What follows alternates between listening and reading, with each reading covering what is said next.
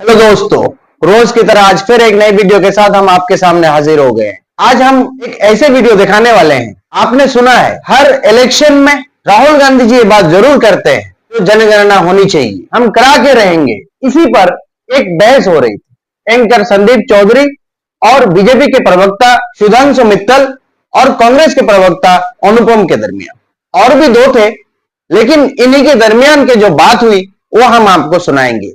अपनी अपनी बात को मनाने के लिए किस तरह से अपनी राय पेश करते हैं और सुधांशु जी के दरमियान और संदीप जी के दरमियान जो बहस होती है वो आपको सुनाना चाहते हैं। हम चलते हैं, अब उस बहस को सुनते हैं। अनुपम, मना नहीं हो रहा, पर होगा क्या, सवाल तो वहां पर है। नहीं, त्यागी जी आदरणीय है और त्यागी जी ने आपके सवाल के अलावा बिहार सरकार का जितना प्रचार करना था आपके कार्यक्रम के माध्यम से वो तो कर दिया।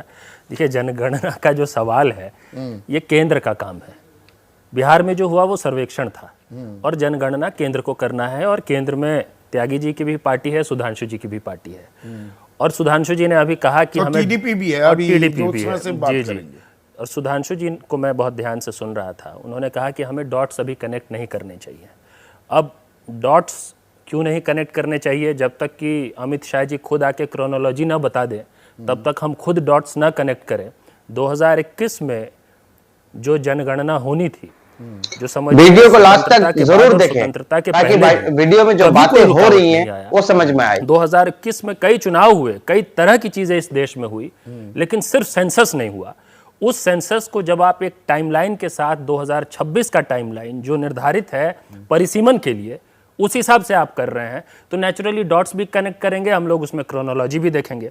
अब सवाल यह है कि देखिए, जनगणना ही नहीं, भाजपा की जो सरकार है या एनडीए की जो सरकार है वो दरअसल ज्ञान विरोधी और तर्क विरोधी होने के कारण सूचना विरोधी भी है और आंकड़े विरोधी भी है। पर आप वोटों की राजनीति कर रहे हैं, बीजेपी ये एनडीए आरोप लगा रही है। एनडीए का अर्थ ही है आप लोगों को बांट रहे हैं। वही मैं कह रहा हूं ना, एनडीए का अर्थ ही है नो डेटा अवेलेबल गवर्नमेंट।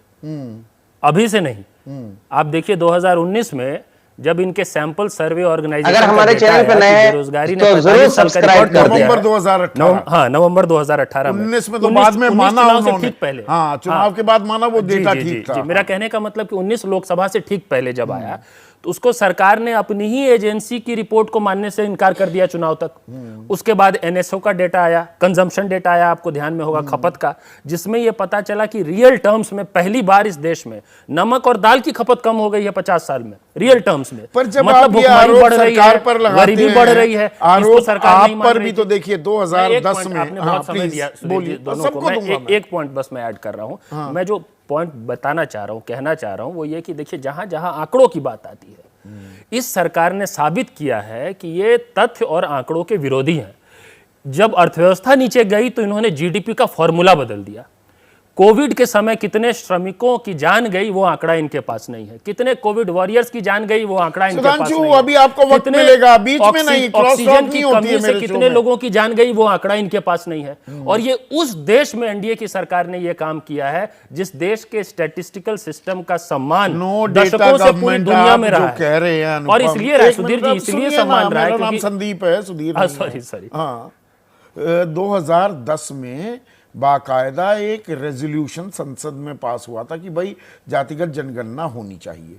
2011 में आपने सोशियो इकोनॉमिक कास्ट सेंसस भी किया जी, उसको सार्वजनिक क्यों नहीं किया? जी, अभी सरकार उसको सप्रेस, अभी 10 साल से किसकी सरकार है? आपके पास भी 2011 के बाद 12-13 हम तो दिन रात रूफटॉप पे शोर कर रहे हैं कि आप जातिगत जनगणना करिए। अभी त्यागी जी ने स्टेटस को वाली बात कही ना कांग्रेस को लेकर। इस देश में अगर जनगणना में अनुसूचित जाति जनजातियों की गणना हो रही है तो 1951 से हो रही है, कांग्रेस की सरकार कर रही है। हम तो आपको कह रहे हैं कि आप ओबीसीज की गणना करिए, आप हर कम्युनिटीज की गणना करिए, आप हर कम्युनिटी में जो पिछड़ापन है वो चेक करिए, उसके बाद उस हिसाब से पॉलिसी बनाइए, उसको दूर करिए। सरकार को तो स्पष्ट एक लाइन में एक लाइन की जवाब है। आप इनसे ये जवाब लेके दिखा दीजिए मुझसे, त्यागी जी से चाहे भाजपा के प्रवक्ता से, कि जातिगत जनगणना होगी या नहीं होगी। से हम ये पूछते, सुधांशु, जब अनुसूचित जाति अनुसूचित जनजाति की गणना हो सकती है, पिछड़ी जातियों की जनगणना क्यों ना हो? तो अभी मना किसने करा है? कर कौन रहा है? हाँ, कौन कर रहा है? पूछिए जिस समय ये होगा नहीं होगी। नहीं नहीं, कमाल है। मेरा तो आपका देखिए क्या है, आप विषय को भटकाते हैं। यहाँ पे राजनीतिक चर्चा होने की विषय पे चर्चा नहीं करवाते हैं आप यहाँ पे राजनीतिक भाषण दिलवाएंगे। ये कोई तरीका है चर्चा करने का क्या? भाई जनगणना के बारे में बात करिए, परिसीमन के बारे में बात करिए। किसी के साहब भाजपा के सरकार के तो आंकड़े ही नहीं होते। अरे क्या बात करें भाई? तो आंकड़ा, जाति का आंकड़ा क्यों नहीं होना चाहिए, ये सवाल पूछा जा रहा है। क्या होगा? सुनिए, सुनिए, अरे भाई मैं बता रहा हूं ना। अब आपने इनसे ये पूछा, इनसे आगे क्यों नहीं पूछा? भाई 2011 के बाद इन्होंने क्यों नहीं उस आंकड़े को सामने रखा? राहुल गांधी ने उसका खिलाफत 10 साल आपने क्यों नहीं दिखाया? मैं आपसे पूछूंगा ना, एडिटोरियल पॉलिसी आप थोड़ा तय करेंगे, सवाल तो मैं तय करूंगा। मुझे क्या पूछने हैं? आप क्यों किसी आ रहे हैं भाई? तो मेरे को सुनिए दीजिए ना, मेरे से सुनिए। तो 2014 से वो आंकड़े आपके पास है, सार्वजनिक क्यों नहीं कर रहे? दिक्कत क्या? आप ये बताइए ना। मेरी दिक्कतें छोड़िए, अपना सवाल का जवाब दीजिए ना। मैं बताता हूं ना, पूछिए। अरे मैं बता रहा हूं, सुनिए तो। क्यों नहीं कर रहे ना? ये सेंसस नहीं करा इन्होंने सर्वे करके उसको छोड़ दिया। इनकी लेबर मिनिस्ट्री ने करा था, आपको नहीं पता है? तो इसलिए विषय है कि इसको अगर कोई भी चीज, देखिए आज तक क्या हुआ है, 1931 में लास्ट सेंसस हुआ था कास्ट का जी। उसी को एक्स्ट्रापोलेट, उसके बाद भारत का विभाजन भी हो गया, लेकिन उसी को एक्स्ट्रापोलेट करते करते चीजें चलती रही है।